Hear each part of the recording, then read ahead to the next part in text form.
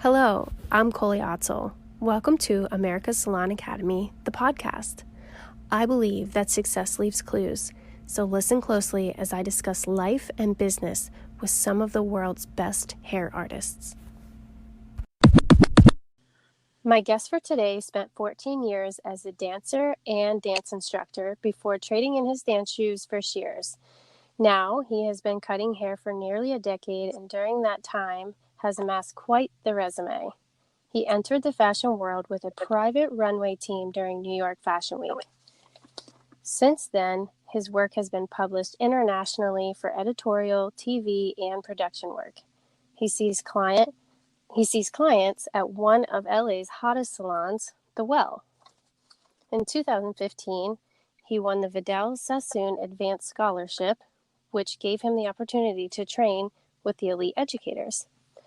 Bang Style called him, quote, one of our favorite artists. And he has been featured on Willa Education and American Salon. He was the first-time winner of the men's haircutting competition in Las Vegas. So, my guest for today is Rolando Aqui. Thank you so much for joining me today. Great. How are you? I'm so good. I'm so excited to have you on here. Nice. There's so much information I can't wait to dig out of your brain. Well, there's a lot of info to tell. Perfect. So where are you from? So originally I'm from San Francisco, and then I currently reside in Los Angeles now. Okay. And what did your mom and dad do for a living? So my dad was a mechanic for about 35 years, and then she was pretty much just like a stay-at-home mom. Okay, and mechanics just Like, wasn't your thing? No. Well, it's funny because he was like, Rolando, I don't want you to do this work because it's really hard work. And then he would always show me his hands and all his cuts and bruises. And he's just like, don't do this. So do something else. Find something else to do. Oh, wow. That's great. Yeah. So he kind of took the hard lessons and then taught you. Exactly. Perfect. So what did you guys do for fun growing up? Let's see. We went to the beach a lot, to the zoo. I love the water. So we were always pretty much at the beach all the time. And I know that you said that you're married. Do you have kids? No. Okay. All right. So let's get into the good stuff. Let's talk a little bit about business, the hair business. Uh-huh. How old were you when you figured out that hair was going to be your career? Well, I was in and out of it because I started off cutting hair in like the garage. I was like one of those garage cutters. Okay. And, while I was doing that, I was also doing dance. So I didn't really take it seriously until I want to say about 27, 28. So I kind of started late in the game. Okay. So then what inspired you to get into the industry? So what happened was I got injured as a dancer. I was dancing for about 15 years, and then I partially ripped my Achilles tendon. Oh, no. Yeah, so that put me out for a good 2 years for recovery. And then in that time, I was like, you know what? I started losing the passion for dancing, and it just became too much of work, I guess you could say. And I just wasn't happy anymore. And so that's when I started straying off, and I went to hair school. Oh, wow. That's really fun. So did you always gravitate towards hair, or it was just sort of something you thought about later? No, I always gravitated towards hair. I just, growing up, I would always mess around with my sister's hair, and I would do highlights, and on my buddies, I would do like clipper cuts and play with designs and always, do some fun colors on them. And so they would let me because I kind of had it down in a way. I was Oh, like, that's cool. bleach and 40 developer volume and crazy with that. Right. Trying to figure it out, huh? Exactly. So where did you go to hair school? Did you do like an apprenticeship, or how did you get your education? So I went to a beauty school called Grant Beauty School. It's located in Las Vegas. They're based out of Chicago. How was education for you? Would you say it was like a good school for you to go to? Yeah, I would say it's very lenient, I would say. Okay. Yeah. I feel like that's kind of common, with cosmetology schools. Exactly. Yeah. Go ahead. So what was your first love? Like when you first started doing hair, what was like something you really truly knew was a part of you?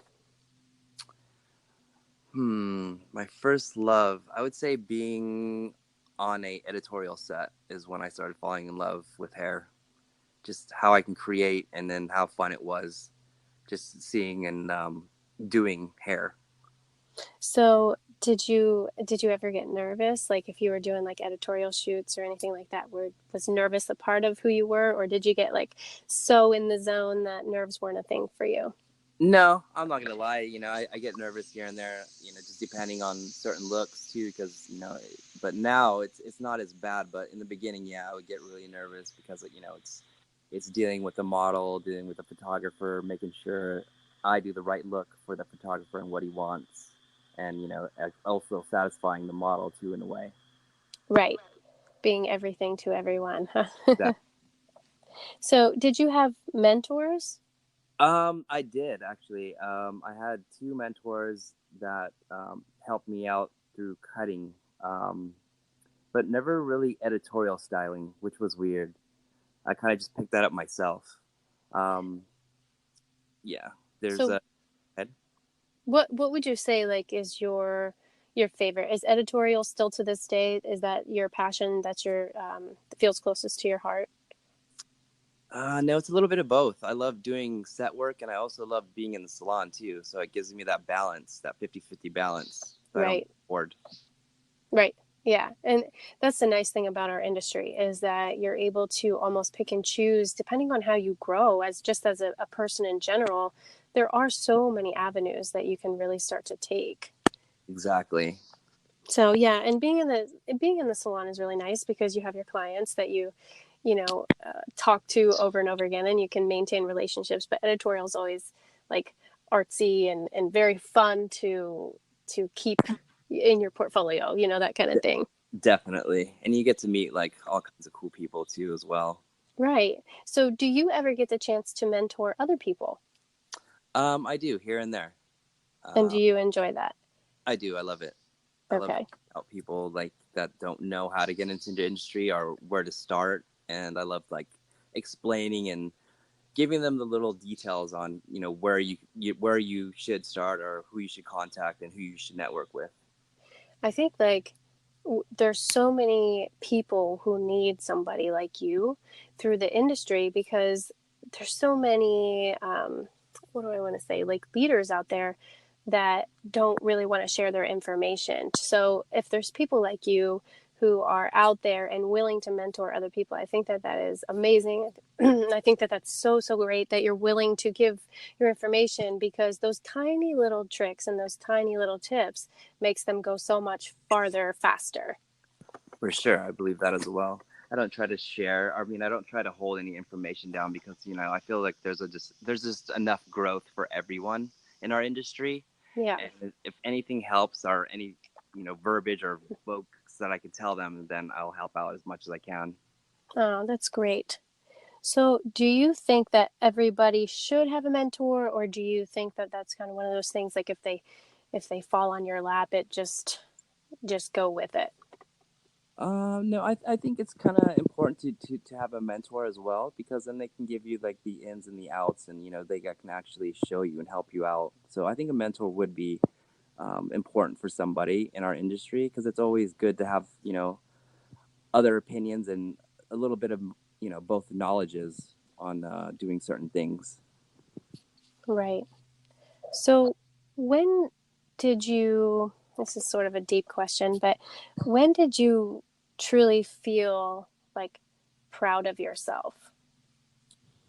I would say when I won the Vegas competition, I was pretty proud of myself because all the hard work and I put into and all the continuing education I did for cutting. So I would say that. So, tell me a little bit about that. Tell me a little bit about the hard work that you have to put in before a show like that and the dedication that it takes in order to accomplish something like that.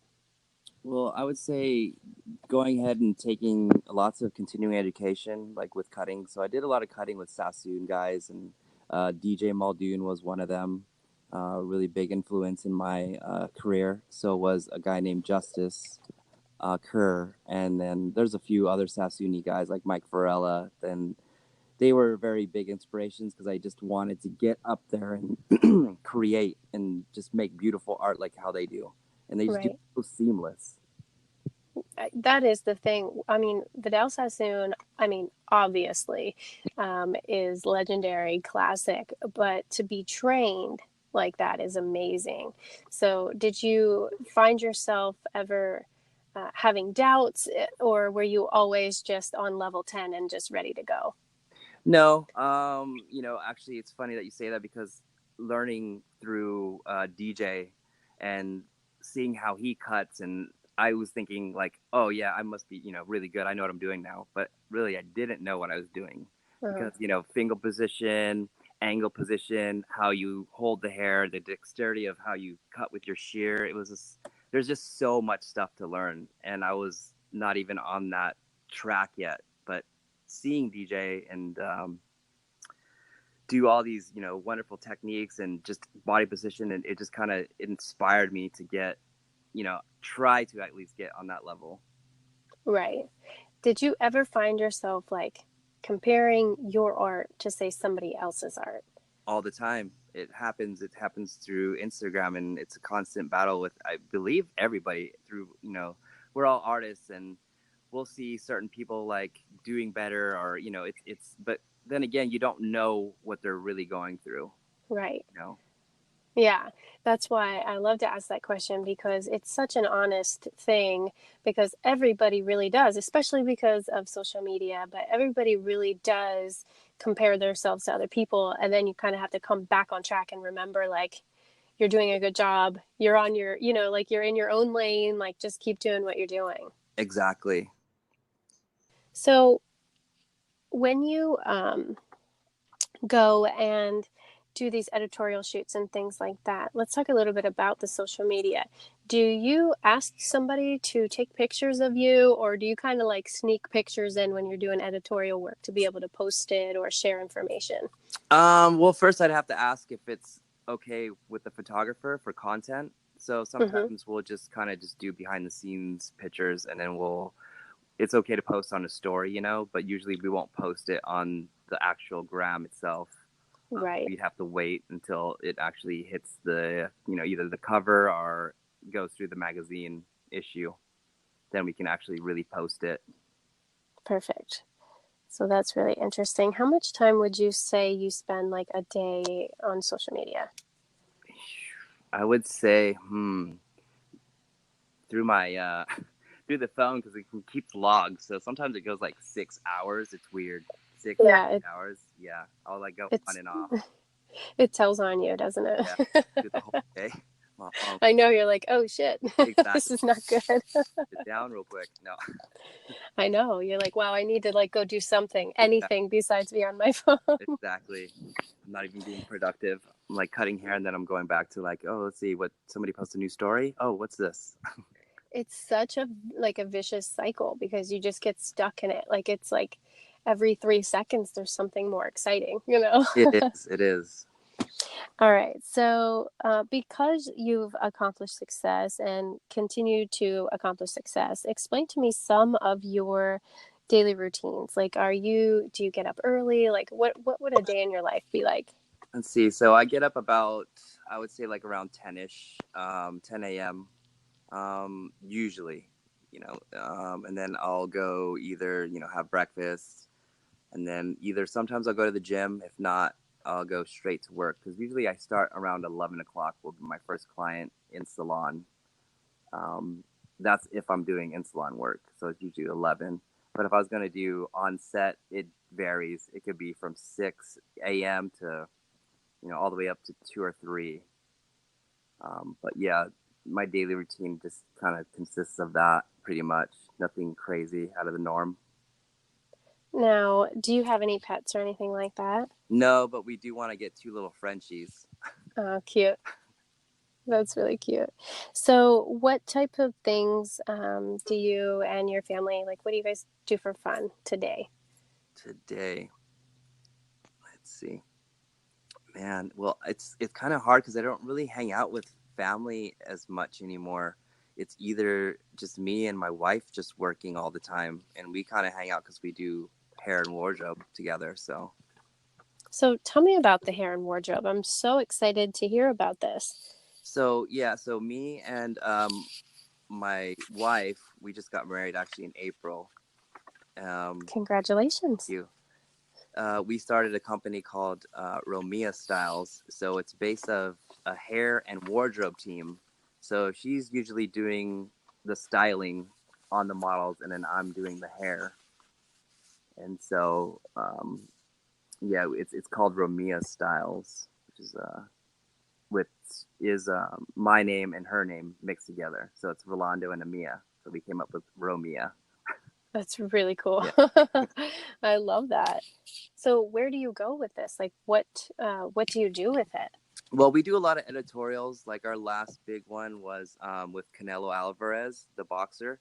Mm-hmm. We just did front cover with him for Hombre magazine, and so she styled him, and then I did his hair and makeup. That's awesome. Yeah. So if somebody is interested in doing some of the magazine work and the different things that you do, what would, say, advice be for them? That where could they get started? What should they start to do if they'd like to do editorial work? So I would say connect our network with a photographer and then a makeup artist. And you could even reach out on Instagram as a DM saying, "Hey, I would be interested in collaborating with you. If interested, please send me, your info if you would like to collaborate." Or also, you can talk with makeup artists because makeup artists like to collaborate as well with hairstylists usually, unless they do both, But Right. usually they will keep your contact if they ever need hair, because sometimes makeup artists don't like doing hair, but then sometimes they get put in the mix of doing both. Right. Now, do you work like through an agency or are you independent? No, I was with an agency, but now I'm just freelance. Oh, perfect. Hmm. So I guess the way that that works then is you've made enough connections and things like that on your own that you no longer actually need the agency. Exactly. Yeah, that's amazing. So, okay, this is like we got totally off subject. I was Uh-huh. so No, excited and so involved in what you're saying. no worries. What I was thinking was, just in your daily life, in your daily routines and things like that, what do you do to actually say bring like calmness or peace? Like, do you do any like meditating or anything like that? No, so what I do is I don't really meditate. I've tried it, but I feel it's really hard for me to actually Mm-hmm. sit still because I'm just like I'm always thinking and running around and like what am I going to do next? So what my outlet is mostly I like to go to the beach and I like to surf. Cool. So that's pretty much like my happy place. Now, do you think that now just tell me if you don't agree with me. You're not going to hurt my feelings. Do you Uh-huh. think that anything you do that's sort of like mindless is entertaining? Like, when you do hair, okay, for Yeah. example, and you're not thinking, right? You're just sort of doing, you're kind of connected to it. That's when it becomes like fun. Hmm. Like if you're surfing and you're having fun surfing, you're not really thinking about surfing, you're just surfing, right? True. True. So I guess I that's what I'm guess trying to yeah, describe. I guess it goes either or because on certain looks, like certain looks that I've kind of mastered that I think I've mastered, I don't really overthink it and I'll just kind of create it. Yeah, But then sometimes if it gets complex where the client wants something so out of just out of the norm, I'll be like, okay, let's see. So then I will start overthinking it, like how am I going to execute this and have her or him like this look? There's like, right, oh, that's amazing. So I guess it depends on certain looks, right. I would say. Yeah. So, do you think that you will ever retire from this industry, or do you think you're going to be 160 years old still being a part of this? Oh gosh, it's so funny because I always talk about this with friends too. I'm like, I can't do hair for the rest of my life. It's just no way. It's so much strain on your body. People don't realize that Right. in the hair industry. So no, I don't think I could do hair for the rest of my life. To tell you the truth, I don't think my body would be able to take it, even if I was like 100 and something. Right. So I'm always like trying to think of avenues. I'm like, what can I create? what can be super innovative where, it could be from a hair tool or to something that I won't have to do hair for the rest of my life.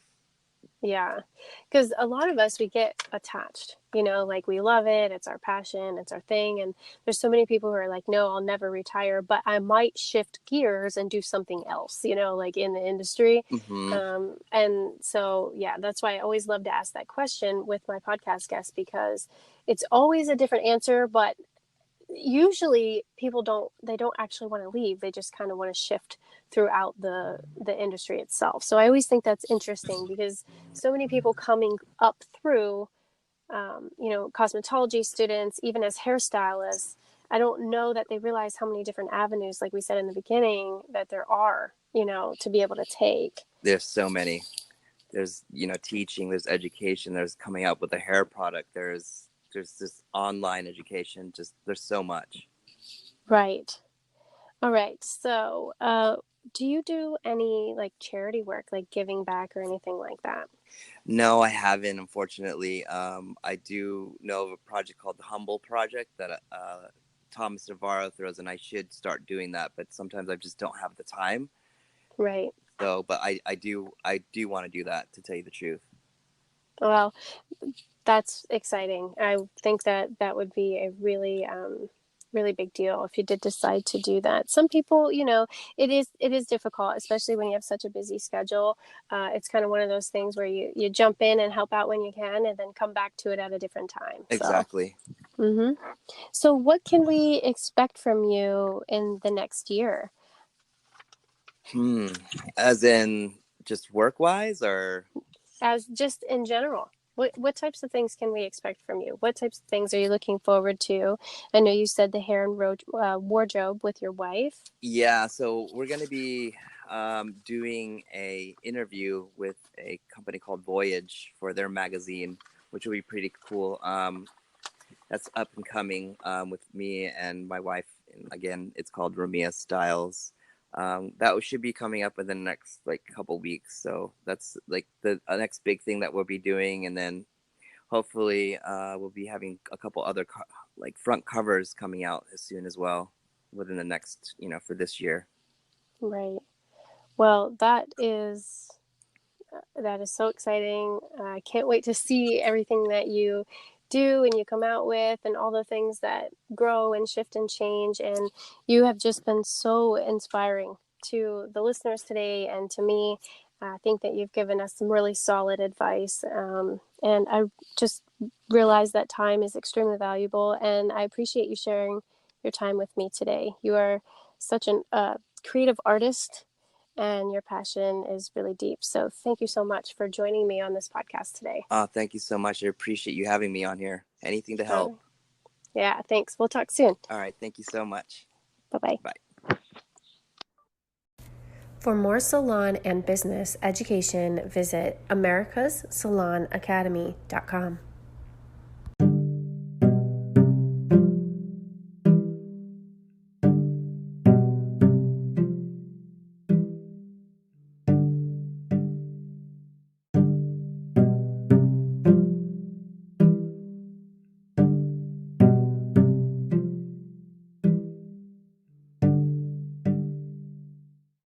If you haven't heard about Anchor, it's the easiest way to make a podcast. Let me explain.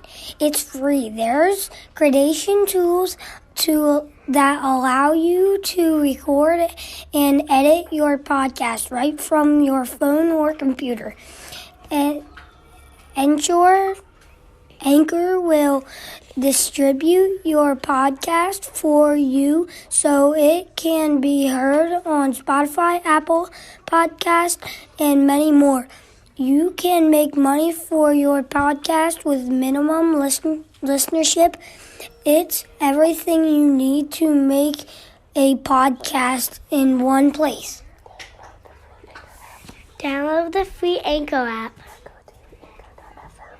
or go to anchor.fm to get started.